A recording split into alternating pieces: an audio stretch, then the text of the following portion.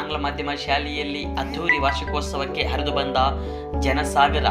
ಚಿಂತಾಮಣಿ ನಗರದ ಹೊರವಲಯದಲ್ಲಿರ್ತಕ್ಕಂತಹ ಕರೇಪಲ್ಲಿ ಗ್ರಾಮದ ಶ್ರೀ ವೆಂಕಟೇಶ್ವರ ಆಂಗ್ಲ ಮಾಧ್ಯಮ ಶಾಲೆಯಲ್ಲಿ ನಡೆದಂತಹ ವಾರ್ಷಿಕೋತ್ಸವ ಕಾರ್ಯಕ್ರಮವು ಅದ್ಧೂರಿಯಾಗಿ ಮೂಡಿಬಂದಿತು. ಶ್ರೀ ವೆಂಕಟೇಶ್ವರ ಆಂಗ್ಲ ಮಾಧ್ಯಮ ಶಾಲೆಯಲ್ಲಿ ನಡೆದಂತಹ ವಾರ್ಷಿಕೋತ್ಸವ ಸಮಾರಂಭದಲ್ಲಿ ಭಾಗವಹಿಸಿ ಉದ್ಘಾಟಿಸಿದ ನಂತರ ಮಾತನಾಡಿದ ಕೆಎನ್ ರಮೇಶ್ ಕುಮಾರ್ ಅವರು, ಶಾಲೆಯಲ್ಲಿ ಮಕ್ಕಳಿಗೆ ಜೀವನದ ಆದರ್ಶಗಳು ಮತ್ತು ಸಂಸ್ಕಾರಗಳನ್ನು ಬೆಳೆಸಿ ಭವಿಷ್ಯದಲ್ಲಿ ಮಹತ್ತರ ಸಾಧನೆಗಳತ್ತ ಮುನ್ನಡೆಸುವಂತೆ ಪ್ರೇರೇಪಿಸುತ್ತಿರತಕ್ಕಂಥದ್ದು.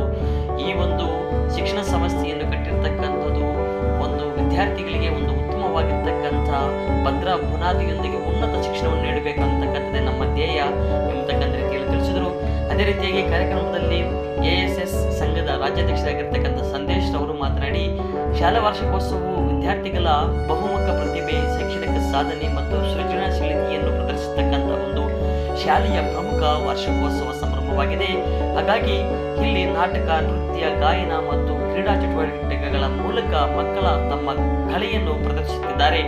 ಶೈಕ್ಷಣಿಕ ಸಾಧನೆಯೂ ಸಹ ಈ ಒಂದು ಶಾಲೆಯಲ್ಲಿ ಅಮೋಘವಾಗಿದ್ದು, ಇದು ಪೋಷಕರು ಮತ್ತು ಶಿಕ್ಷಕರು ಮತ್ತು ವಿದ್ಯಾರ್ಥಿಗಳ ಒಂದು ಒಕ್ಕೂಟವನ್ನು ಬಲಪಡಿಸತಕ್ಕಂಥ ಒಂದು ಹಬ್ಬದ ವಾತಾವರಣ ಮೂಡಿ ಬಂದಿದೆ ಎಂಬತಕ್ಕಂಥ ರೀತಿಯಲ್ಲಿ ತಿಳಿಸಿದರು.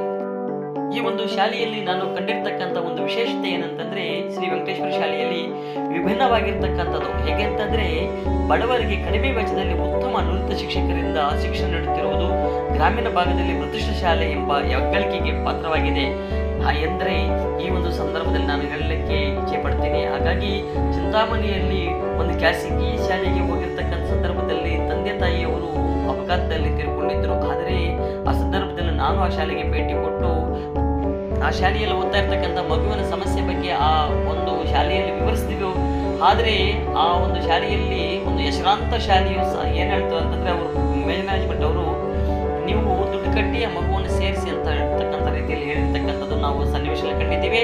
ಹಾಗಾಗಿ ನಾವೇ ಆ ಮಗುವಿಗೆ ಹಣವನ್ನು ಕಟ್ಟಿ ಅದೇ ಶಾಲೆಯಲ್ಲಿ ಸೇರಿಸಿಬಿಟ್ಟು ಬಂದಿರತಕ್ಕಂಥ ಪ್ರಸಂಗವು ನಡೀತು. ಆದರೆ ಈ ಒಂದು ಕರಿಪಲ್ಲಿಯಲ್ಲಿರ್ತಕ್ಕಂಥ ವೆಂಕಟೇಶ್ವರ ಶಾಲೆಯಲ್ಲಿ ಬಡವರಿಗೆ ರಮೇಶ್ ಕುಮಾರ್ ಸರ್ ಅವರು ಒಂದು ಅದ್ಭುತವಾಗಿರ್ತಕ್ಕಂಥ ರೀತಿಯಲ್ಲಿ ಕಟ್ಟಿರ್ತಕ್ಕಂಥದ್ದು, ಅಂದ್ರೆ ಬಡವರಿಗಾಗಿ ಇರ್ತಕ್ಕಂಥ ಒಂದು ಶಾಲೆ ಅಂತಕ್ಕಂಥ ಹೇಳೋದ್ರಲ್ಲಿ ಈ ಸಂದರ್ಭದಲ್ಲಿ ಹೇಳಲಿಕ್ಕೆ ಇಚ್ಛೆ ಪಡ್ತೀನಿ. ಹಾಗಾಗಿ ಯಾವುದೇ ಒಂದು ಪೋಷಕರಾಗಿರ್ತಕ್ಕಂಥ ಈ ಒಂದು ಶಾಲೆಯಲ್ಲಿ ಒಂದು ಗುಣಮಟ್ಟದ ಶಿಕ್ಷಣ ಪಡೆಯಬೇಕಾದ್ರೆ ಇಂತಹ ಒಂದು ಶಾಲೆಯಲ್ಲಿ ನೋಡಿ ನಾವೆಲ್ಲ ಇಲ್ಲಿ ಕಾಣಬಹುದಾಗಿದೆ ಯಾವ ರೀತಿಯಾಗಿ ಅವರು ಈ ಒಂದು ಶಾಲೆಯನ್ನು ನಡೆಸ್ತಾ ಇದ್ದಾರೆ ಮತ್ತು ಇಲ್ಲಿ ಆ ಮಕ್ಕಳ ಒಂದು ಪ್ರತಿಭೆ ಹೇಗಿದೆ ಅಂತಕ್ಕಂಥ ನಾವು ಕಣ್ಣಾರೆ ಕಾಣಬಹುದಾಗಿದೆ ಎಂಬತಕ್ಕಂಥ ರೀತಿಯಲ್ಲಿ ನನಗೆ ಇದು ಒಂದು ಖುಷಿಯಾಗಿದೆ ಎಂಬತಕ್ಕಂಥ ರೀತಿಯಲ್ಲಿ ತಿಳಿಸುತ್ತೇನೆಂದು ವಿವರಿಸಿದರು. ನಂತರ ಕೆನರಾ ಬ್ಯಾಂಕ್ನ ಮ್ಯಾನೇಜರ್ ಆಗಿರ್ತಕ್ಕಂಥ ಸಂದೀಪ್ ರೆಡ್ಡಿ ಮಾತನಾಡಿ, ಶಿಕ್ಷಣ ಇಲ್ಲದೆ ಪ್ರತಿಭೆ ಇಲ್ಲ, ವಿದ್ಯೆ ಇಲ್ಲದೆ ಅಭಿವೃದ್ಧಿಯಾಗಲು ಸಾಧ್ಯವಿಲ್ಲ. ಒಂದು ದೇಶದ ಅಭಿವೃದ್ಧಿ ಆ ದೇಶದ ಶಿಕ್ಷಣದ ಮೇಲೆ ನಿಂತಿದೆ.